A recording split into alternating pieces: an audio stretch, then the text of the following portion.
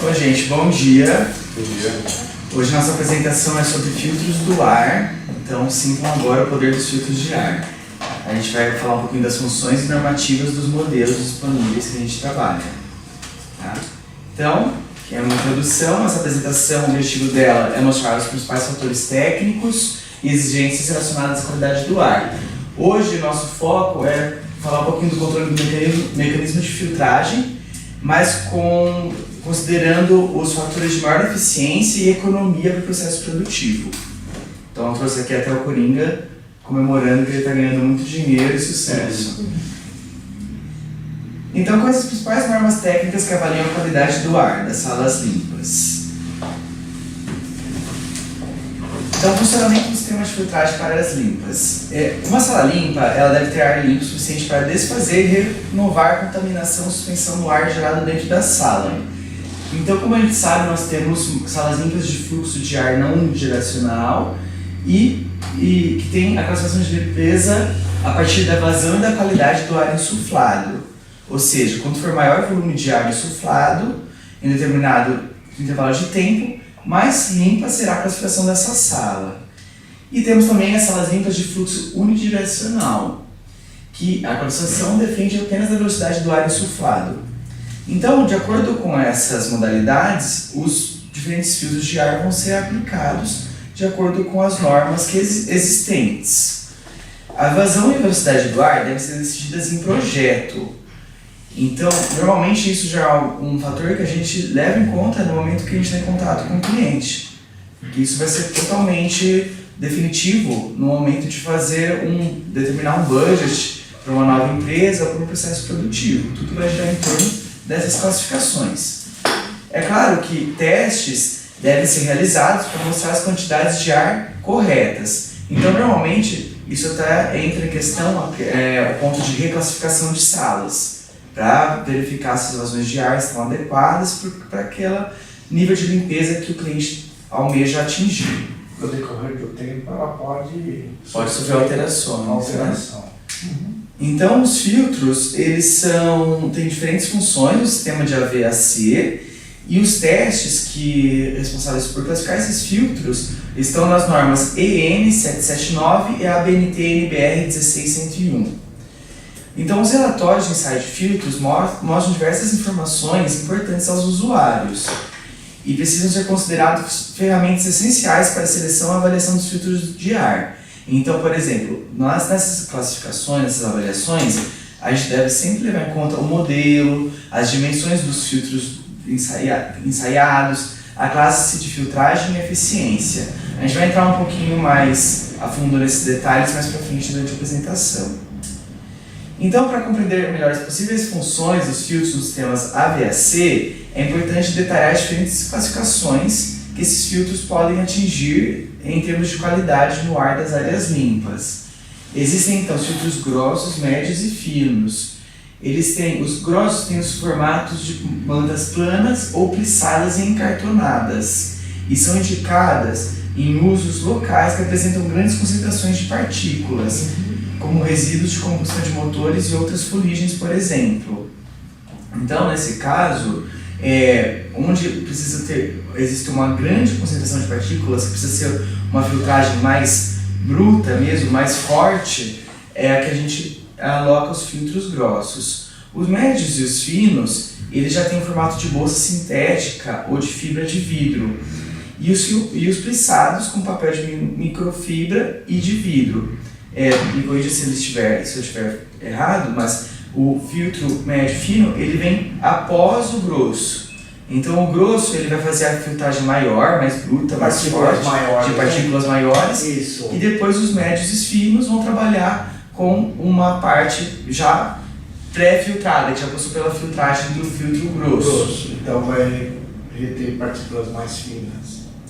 Então, exemplos desses tipos de filtros são o filtro mini plit, filtro bolsa, filtro plissado, filtro cartão plissado. Os filtros absolutos EPA, filtros de ar absolutos, têm como objetivo a retenção de partículas microscópicas. Então, esses seriam os últimos do processo. Eles são capazes de filtrar fungos, bactérias, esporos, fumaças e outros contaminantes. Hoje em dia, não existe uma norma brasileira que classifica os filtros absolutos EPA. No entanto, a gente trabalha de acordo com uma norma europeia, do número 1822, que está de acordo com as recomendações nos TRS publicados pela OMS, Organização Mundial de Saúde. Essa norma trata de ensaio e classificação do filtro EPA, EPA e UPA. E a novidade dessa norma, comparada à versão anterior, foi a alteração da antiga categoria de filtros, os EPA, que é a High Efficiency Particulate Air Filters, que foi substituída em filtros EPA uma nova categoria de filtros, os EPA, Efficiency Air Filters. Então, hoje em dia, a gente tem um controle de alta eficiência a partir dessa norma. Ela é mais atualizada, mas ela foi modificada para atender com mais rigor questões de segurança e dessa parte do processo produtivo. Já o filtro UPA, que é o Ultra Low Penetration Air Filters, permaneceu a mesma. Então a gente teve mais modificações nas modalidades EPA e EPA, com H e sem H, sendo o EPA de maior eficiência. Bom, agora sobre a relação de consumo de energia com os filtros de ar. As normas que classificam esses tipos de filtros são a NBR 16101 ou EN 779, como a gente já havia falado, versão 2012. Essas normas têm a função de equalizar as condições de filtragem dos laboratórios, por exemplo. Então, eles vão colocar numa mesma base de avaliação os diferentes filtros. Isso permite que o usuário entenda um cálculo comparativo entre os modelos. Então ele consegue entender qual é o mais vai apresentar o maior custo-benefício para ele, levando em consideração os custos e a eficiência energética. Então ele tem uma comparação de todos os filtros, ele entende, esse é mais caro, esse vai gerar um retorno energético maior em termos de economia e vice-versa. Ele vai ter uma comparação de qualidade e eficiência comparado com custos e consumo energético. Hoje em dia, a atenção ao consumo de energia tem sido uma pauta muito relevante no mundo inteiro, principalmente nos Estados Unidos e Europa. Eles têm grandes foco em projetos verdes, né, que exijam a certificação LEED e documentação da ASHRAE, que vão ter esses cuidados habituais em termos de consumo de energia em ambientes condicionados. E é importante ressaltar que a eficiência na remoção de partículas ainda deve ser o principal ponto a ser considerado na aquisição ou dimensionamento do sistema de filtragem, ainda mais que o valor energético. Então, a função básica é separar as partículas no que convém o eventual cálculo do consumo energético de um filtro. Então, mais que garantir uma economia de energia, é garantir a qualidade do ar no processo produtivo. Isso, sim, é o maior foco de todas as normas e certificações.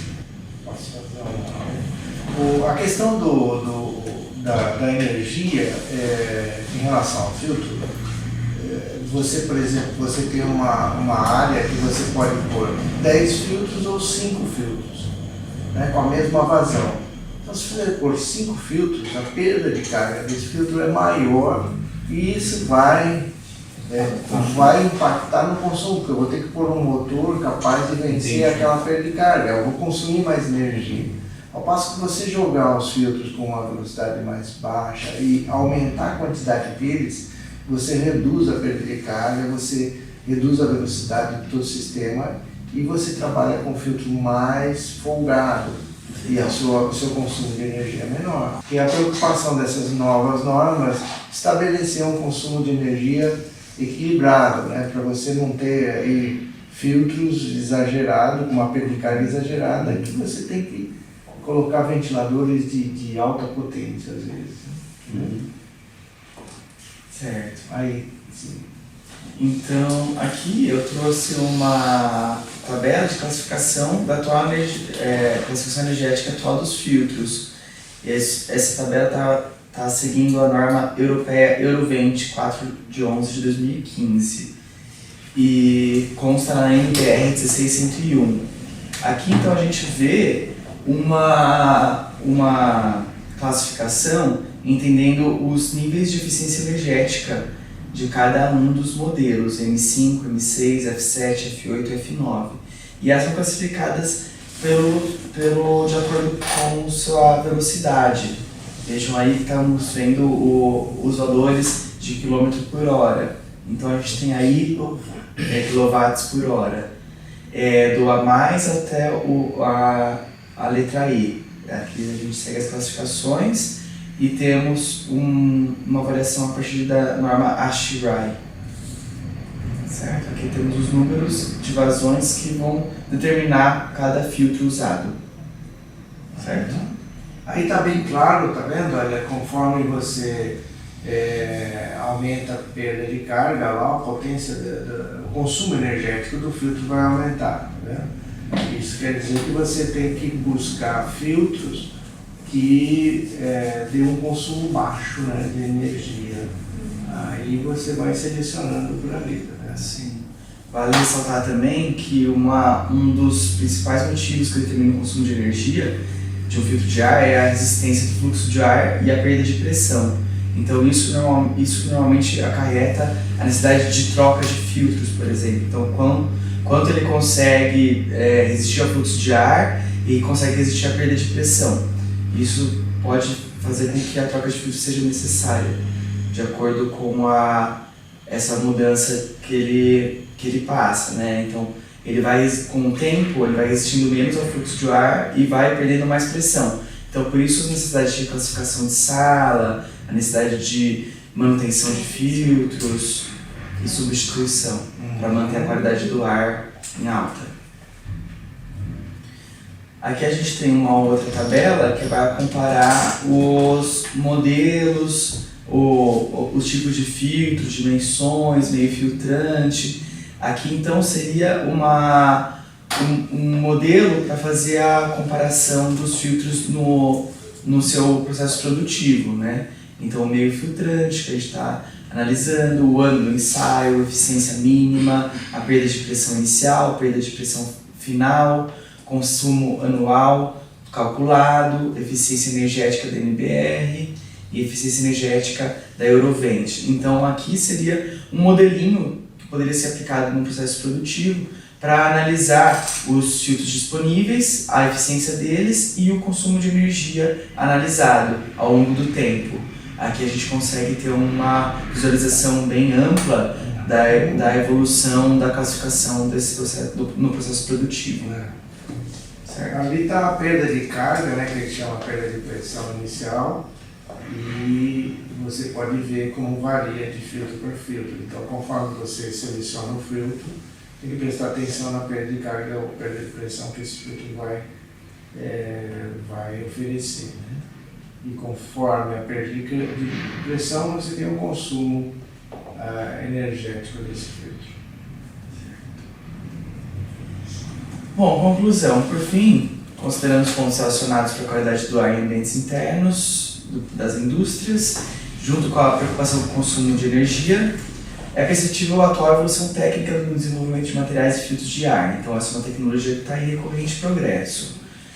Podemos dizer que temos disponíveis no mercado filtros de baixo consumo de energia, que é o caso dos modelos A e A+, e ainda é usar o uso de filtros de alto consumo, como os de classe D e E. Isso vai variar de acordo com o nível de eficiência que o processo produtivo precisa atingir.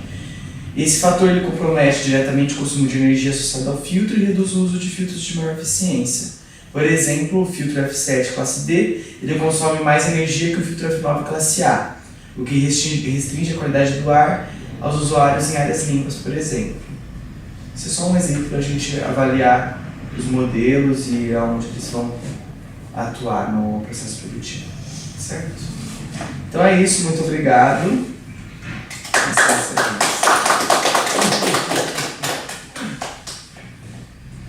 É isso. Alguma pergunta? Alguma pergunta, alguma colocação? Muito bom. Muito bom. Obrigado. Tá bom.